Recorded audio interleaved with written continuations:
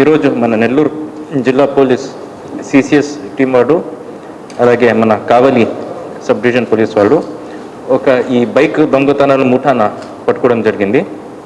So ఇందులో మీరు గమనిస్తే మనకి టోటల్ ఈ ఒక కేసులో ఎంక్వైరీలో మాకు 21 మోటార్ సైకిల్స్ 2 వీలర్స్న రికవర్ చేయడం జరిగింది. దానికి విలువ దాదాపు 15 లక్షలు ఉంది. Around 15 lakh worth of 21 2 wheelers.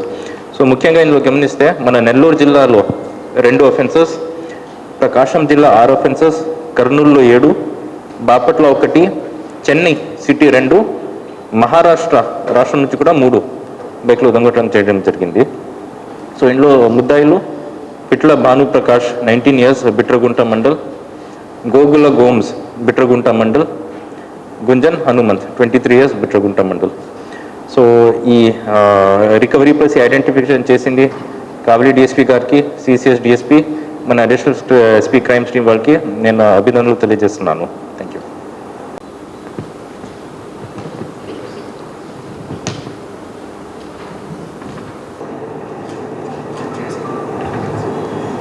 K Sambasivarao CI.